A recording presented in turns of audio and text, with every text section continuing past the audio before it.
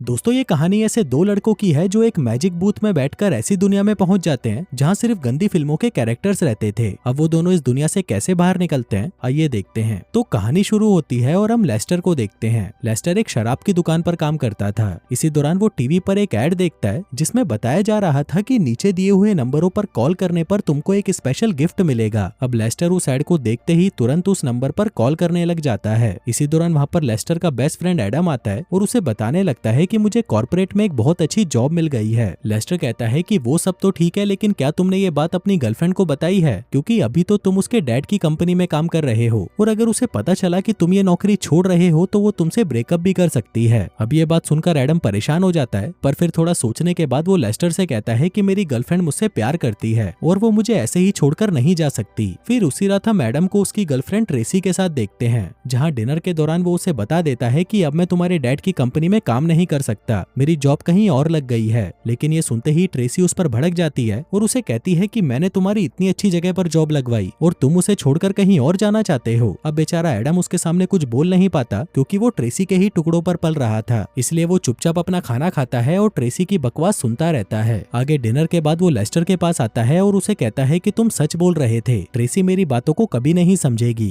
खैर अब वो दोनों बातें कर ही रहे थे कि तभी उनका डोरबेल बजता है। ये लोग जैसे ही दरवाजा खोलते हैं तो उनके सामने एक बहुत बड़ा बॉक्स पड़ा होता है। उस बॉक्स को खोलने पर उन्हें उसके अंदर एक फोन बूथ मिलता है। लेस्टर कहता है कि शायद ये वही सरप्राइज गिफ्ट है जिसके बारे में उस एड में बताया था। आगे वो उस बूथ का प्लग लगाकर उसे ऑन करता है और एडम से कहता है कि हम इसके अंदर जाकर देखते हैं कि अंदर क्या है। फिर जैसे ही वो दोनों बूथ के अंदर जाते हैं वो देखते हैं कि अंदर एक गंदी फिल्म चल रही होती है। लेस्टर कहता है कि ये तो मेरी फेवरेट फिल्म है, इसके अंदर सभी लोग पूरे दिन इंटीमेट होते हैं, वो भी बिना रुके। अब वो दोनों उस फिल्म को देख ही रहे थे कि तभी वो बूथ हिलना शुरू हो जाता है। उन दोनों को कुछ समझ नहीं आ रहा था कि ये क्या हो रहा है। तभी उस बूथ में से तेज रोशनी निकलती है और ये दोनों कहीं और पहुंच जाते हैं। आगे ये दोनों खड़े होते हैं और देखने लगते हैं कि हम कहाँ आ गए हैं। लेकिन इसी दौरान वहाँ पर दो लड़कियां आती हैं जो कि पुलिस वाली थीं। वो इन दोनों को अरेस्ट कर लेती हैं और पुलिस स्टेशन ले जाती हैं। आगे इन दोनों को अलग अलग कमरे में बंद कर दिया जाता है। फिर सबसे पहले एडम के सामने एक डिटेक्टिव आता है जिसका नाम कार्ल था। वो एडम से पूछता है कि तुम कौन हो और कहाँ से आए हो। एडम कहता है कि तुम पहले मुझे ये बताओ कि तुम कौन हो और ये कौन सी जगह है। अब कार्ल उसे धमकाने लगता है कि अगर तुमने मुझे सच नहीं बताया तो मैं तुम्हें अंदर कर दूंगा। लेकिन एडम को इससे कोई फर्क नहीं पड़ता क्योंकि उसे खुद भी समझ नहीं आ रहा था कि उसके साथ ये क्या हो रहा है। उधर दूसरी तरफ हम लेस्टर को देखते हैं जिसके पास एक सुंदर डिटेक्टिव मैरी आती है। अब लेस्टर उसको देखते ही एक्साइटेड हो जाता है। वहीं ये चीज मैरी भी देख लेती है और अपने हंटर से लेस्टर को मारने लगती है। लेकिन इतनी मार खाने के बाद भी लेस्टर नहीं सुधरता और वो मैरी से कहता है कि क्या तुम मेरे साथ इंटीमेट होना चाहोगी। लेकिन ये सुनते ही मैरी उसे और मारने लगती है। वहीं एडम चुपके से अपने रूम से बाहर आ जाता है, जिसके बाद वो लेस्टर के पास आता है और उसे भी अपने साथ बाहर ले जाता है। आगे ये भागते हुए एक घर के पास पहुंचते हैं जहां बहुत सारी लड़कियां पार्टी कर रही थीं। इसी दौरान एडम की नजर उन दोनों पुलिस ऑफिसर्स पर पड़ती है जो कि पूरे शहर में उन्हें ढूंढ रहे थे। उन दोनों को देखते ही लेस्टर और एडम छुप जाते हैं। फिर उनके जाने के बाद एडम लेस्टर से कहता है कि मुझे समझ नहीं आ रहा कि हम कहाँ आ गए हैं। तभी लेस्टर उन लड़कियों को ध्यान से देखता है और तब जाकर उसे समझ आता है कि ये जगह उसे जानी पहचानी क्यों लग रही थी। वो कहता है कि ये लड़कियां गंदी फिल्मों में काम करने वाली हीरोइंस हैं और इस फिल्म को मैं 1000 बार देख चुका हूँ। लेस्टर एक डायलॉग बोलता है और सेम वही डायलॉग वो लड़कियां भी बोलने लगती हैं। आगे लेस्टर उन सभी लड़कियों के नाम बताने लगता है और कहता है कि हमारी तो लॉटरी लग गई, हम इन सभी लड़कियों के साथ जो चाहे वो कर सकते हैं और ये लड़कियां हमें मना भी नहीं कर सकती।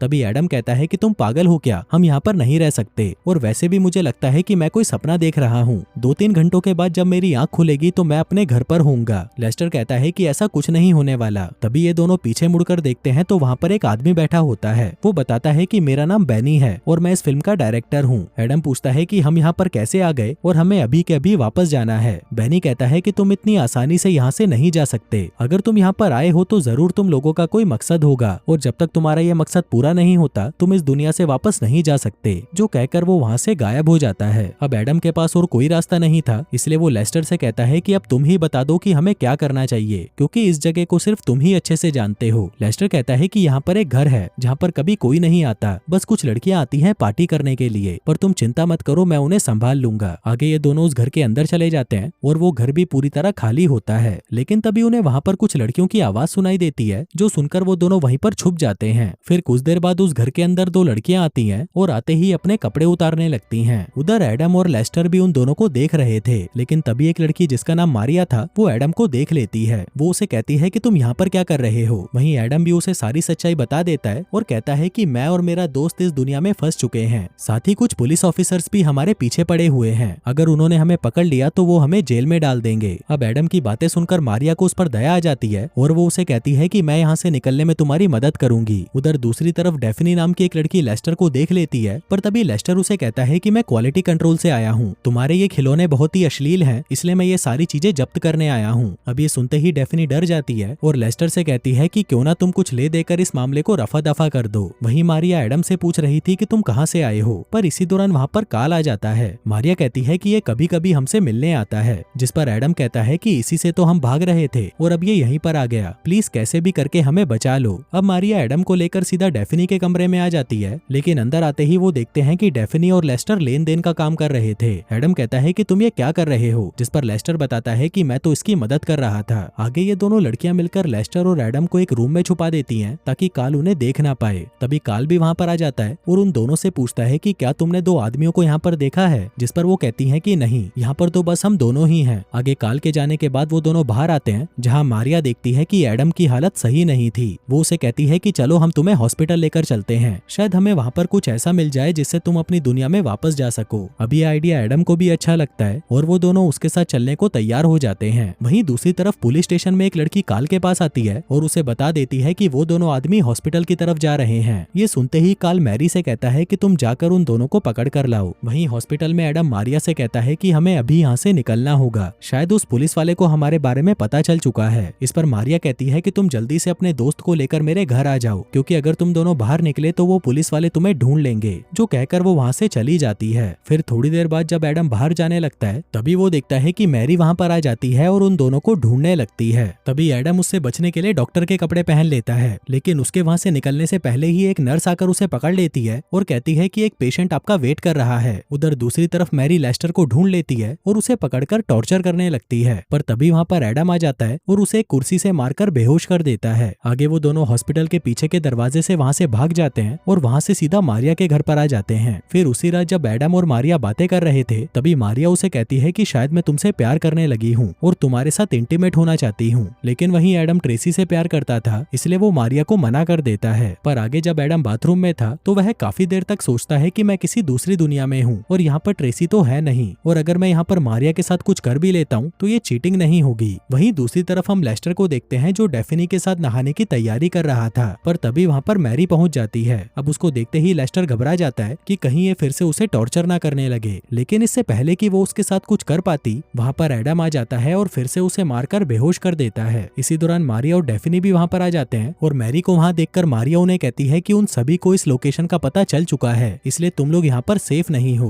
आगे वो उन्हें अपने कैंपस के लॉकर रूम में लेके जाती है और उन दोनों को वहीं पर लॉक करके वहाँ से चली जाती है। फिर एडम और लेस्टर जब बातें कर रहे थे तभी लेस्टर समझ जाता है कि एडम मारिया को पसंद करने लगा है। वो उसे कहता है कि तुम्हें मारिया के साथ इंटीमेट होना चाहिए, तभी तुम दोनों एक दूसरे को अच्छे से जान पाओगे। पर इस पर एडम कहता है कि नहीं, मैं ट्रेसी को धोखा नहीं दे सकता। अब बातें करते करते वो दोनों वहीं पर सो जाते हैं। फिर सुबह होते ही एडम की आंख खुल जाती है और वो पूरे कैंपस को देखने के लिए बाहर आ जाता है। वहीं दूसरी तरफ हम काल को देखते हैं जो कि डेफनी के साथ इंटीमेट हो रहा था। इसी दौरान वो डेफनी से पूछता है कि वो दोनों लड़के कहाँ पर हैं, जिस पर डेफनी उसे सच बता देती है कि वो दोनों लॉकर रूम में हैं। उधर एडम जब घूमकर वापस लॉकर रूम में आता है तो वह देखता है कि लेस्टर वहाँ पर नहीं होता। वहीं काल के लोग भी उन दोनों को पकड़ने वहाँ पर आ जाते हैं, जिनको देखकर एडम वहाँ से भागने लगता है। इसी दौरान उसे लेस्टर भी मिल जाता है और वो दोनों वहाँ से भागने लगते हैं। तभी रास्ते में वो दोनों अपना लुक चेंज कर लेते हैं ताकि कोई उन्हें पहचान ना पाए। तभी लेस्टर एडम से कहता है कि शायद मुझे घर जाने का रास्ता मिल गया है। यहाँ पर जॉनी नाम का एक आदमी रहता है जिसके पास बड़े बड़े वीआईपी लोग आते हैं, शायद वो हमारी कोई मदद कर सकता है। अब वो दोनों मुंह उठाकर जॉनी की पार्टी में पहुंच जाते हैं, लेकिन बाहर ही इन्हें जैसी नाम की एक लड़की रोक लेती है और इन्हें अंदर नहीं जाने देती। तभी लेस्टर याद करने लगता है कि फिल्म के अंदर उस आदमी ने इस लड़की को कैसे मनाया था, जिसके बाद वो जैसी से कहता है कि तुम जहाँ चाहो जब चाहो मैं तुम्हारे साथ इंटीमेट हो सकता हूँ। अब ये सुनते ही जैसी खुश हो जाती है और उन दोनों को अंदर जाने की परमिशन दे देती है। अब अंदर आते ही वो दोनों पूरे घर में घूमने लगते हैं ताकि उन्हें घर जाने का रास्ता मिल जाए। वहीं पार्टी में मारिया भी थी जिसने उन दोनों को देख लिया था। वो भागकर एडम के पास आती है, पर तभी वो देखती हैं कि 2-4 लड़कियां एडम के साथ मजे कर रही होती हैं। अब ये देखकर मारिया गुस्सा हो जाती है और वहाँ से चली जाती है, लेकिन एडम को इस सबसे कोई फर्क नहीं पड़ता। आगे वो एक कमरे में जाता है और उसे वहाँ पर वही बूथ मिल जाता है जिससे वो इस दुनिया में आए थे।